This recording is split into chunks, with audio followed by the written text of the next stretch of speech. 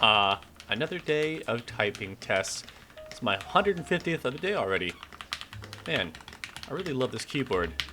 It's plastic, it's stocky, it's cheap. I mean, those are the best qualities about it. I'm sure there's other things out there that are better, but still. Oh, only a 73. Thought I was typing better than that. Is it just me? Can I not type today, or is it the keyboard? Yeah, it can't be me. It's the keyboard. I've never typed this bad ever. Oh, what should I do? Tape mod? Or foam? Or replace the switches? Or maybe I'll just build another one. Yep, you guessed it. That's what we're doing today. And we're taking a look at the Tofu 60 from KBD fans. Love it or hate it, it's still one of the most popular all aluminum cased keyboards. The kit comes with a soldered or hot swap PCB, and we have hot swap in this case.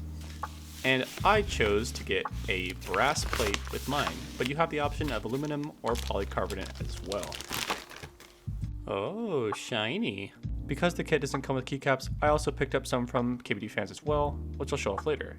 We also get some nice cherry screw and stabilizers included. The Tofu 60 comes in this pretty generic box, but it is well protected. It also comes with 4 rubber feet and screws for the tray mount. The first thing you'll notice when you take out the Tofu 60 is that it's pretty heavy. That's because it's completely made of aluminum. And the color we'll be looking at today is this dark green. Man, that looks super nice. And the great thing about the Tofu 60 is that it's anodized, so you won't have to worry about any paint chips or any paint scuffs. Overall, I'd say the case is really clean, and it's quite smooth. It's also got that pretty nice bezel that's going all the way around it. It's pretty thin on the sides, but the front and back are pretty nice. Much smaller than the NK65 we just looked at last time though. I'd say the case is pretty good overall. It's not too pingy, not too hollow, and genuinely feels like a quality product. Taking a look at the stabilizers now, they are cherry screw and stabilizers that go directly onto the PCB, whereas the last boards I looked at all had plate mounted. Speaking of the plate, here is our brass plate for the build. Other than being CNC made, I do believe it is a brushed finish. Something to keep in mind is that this build has a lot of metal, so most likely it'll sound pretty metallic. And here is our PCB. It has Kale hot swap sockets, semi-programmable RGB, a 625U spacebar, and is in an ANSI layout. Like usual, I went ahead and plugged an USB cable into the PCB just to make sure it was working, and with the help of some tweezers and using VIA, I was able to do a key tester and just make sure that all of these sockets were working properly.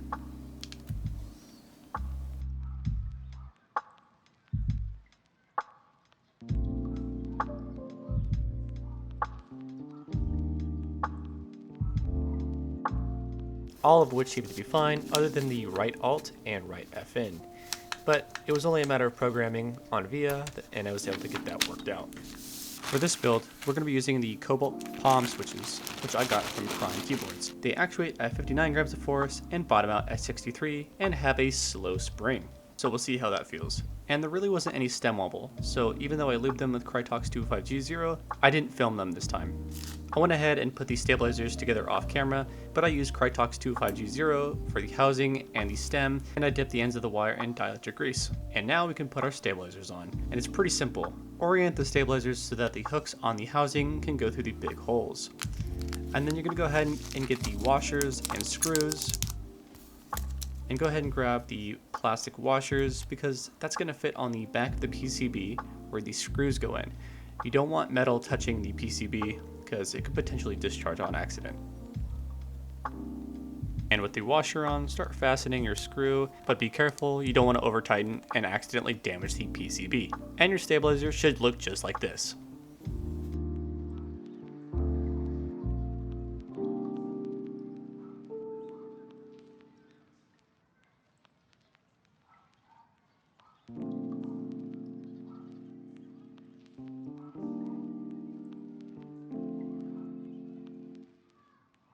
Now that our stabilizers are on the PCB, we can go ahead and rest our plate on them. Next, I went ahead and put on the rubber feet on the back of the case. And then it was time to get our switches installed into our PCB. I first started with the 4 corners just to make sure that the PCB and plate could stick together, and then I went ahead and did the stabilizers because we're going to test those next. And it should look something like this. And the reason we had to put our switches in like this is that the plate and PCB don't screw into each other like most builds do. On a side note, I wasn't quite used to this construction, so I had some difficulty putting the switches in at first, but eventually I got it. Alright, next is our keycaps, which I mentioned earlier are also from KBD fans. They are a double shot PBT material, and they're black on white. And honestly, they look pretty clean. Not to mention, they're $50, which is basically a steal for double shot keycaps. They are cherry profile, and thankfully our PCB has south-facing switches, which makes using these keycaps possible.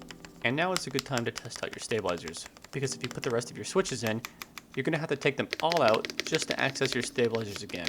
That is probably this board's biggest flaw when it comes to its ergonomics. And now to put our switches in. Bam! And just like that, we have our switches in. A little bit of magic never hurts. Unless you're playing Elden Ring, in that case magic does a lot of damage. Follow me on twitch.tv, pick Brandon if you want to watch. Anyway, where are we? Oh yeah, we're putting on these plastic standoff covers on because it prevents the metal case from touching the PCB. Again, another way it could short. Next up, we go ahead and put in our PCB that's completed into the case and screw it in. We're not going to do any mods yet, I just wanted to see how it would sound by itself.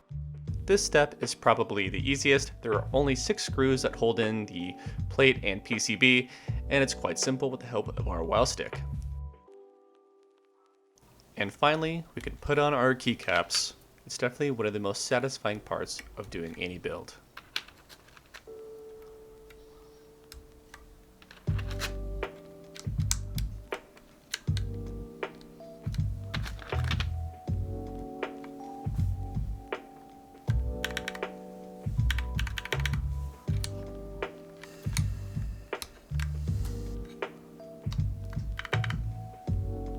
And just like that, we have our final keycap to put on. Ooh.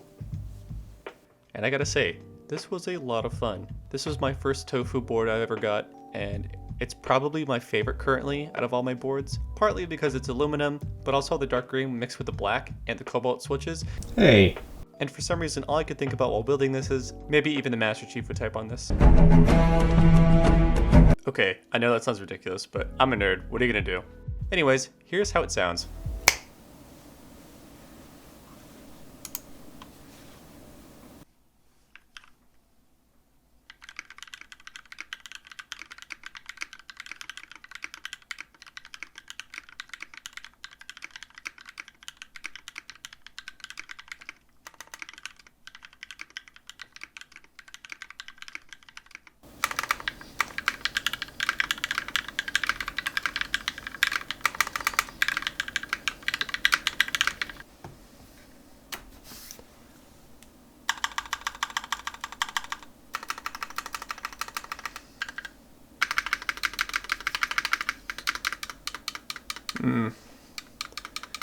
Some definite rattle, especially coming from the left side.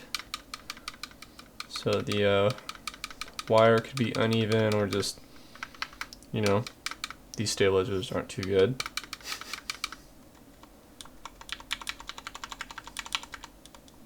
Have a little bit of rattle too with the shift. Okay, so having listened to it, I think it sounded pretty good overall, but there's definitely some improvements we need to do, including the stabilizers. So I went ahead and got my weld stick and got all 6 screws out because we're gonna mod this thing. I got some nice thin foam that came with the keycaps, but it works out perfectly. I think it'll just stop any unnecessary reverberations that are happening inside the case. Next up is our stabilizers, and we're going to be using these Wuche Studio stabilizers that I got from Canon Keys.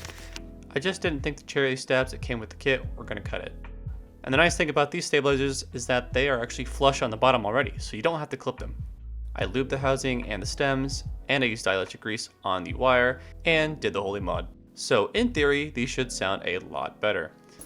And man, this was definitely the most tedious part of the build. I had to completely deconstruct the entire build just to put the new stabilizers in. So my recommendation is probably use something other than the one the kit provides. And yeah, overall, I think that sounds better. The last mod we'll be doing is the burger mount instead of the tray mount, and we're only going to be using 4 screws instead of all 6. Basically what you're doing is sandwiching 2 small gummy O-rings in between the PCB, which will make for a more flexible typing experience. And lastly, we put our keycaps back on. And here's how it sounds.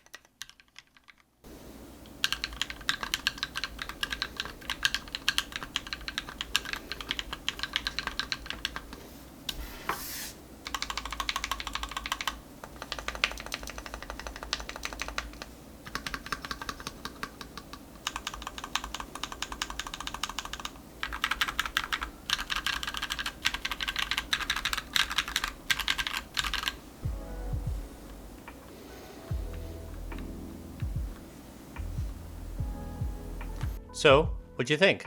Does the Tofu 60 still live up to the hype that it used to? Or is it kind of outdated? In the configuration that I have, I really like it, and I think it sounds really good with the switches. However, I do think it sounds pretty metallic, so if that bothers you, you may want to stay away from this board and or the brass plate. Lastly, I wanted to touch on the affordability of this keyboard.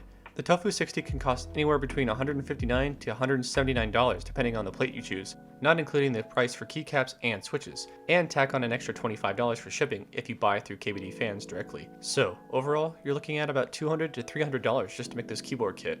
And in the current custom keyboard market, that's pretty expensive. You can definitely find options for under $200 that have more features and more design options, and include foam. Therefore, I'd say this board is kind of obsolete when you compare it to its competitors. So unless you're in love with the name and the colors they offer, you definitely want to consider that before buying this. That's not to say I don't love this keyboard, because I do, and honestly, it's probably my favorite. So, the big question, is the Tofu 60 still worth it in 2022? Well, that's up to you. If you like the colors they offer and the features and lack thereof, then this board's probably for you. But if you're looking for something with a more interesting design and construction, I'd say look elsewhere. Anyways, I just wanted to say thank you for watching. And thank you so much for all the support you've given me on my channel. We're now up to 100 subscribers, and my first keyboard video of the Ducky 1.3 has over 9,000 views now. I mean, that's awesome. If you enjoyed the video, give it a like, and if you're new here, consider subscribing. Thank you all for watching, and hope you enjoyed the video. Have a great rest of your day. See you next time.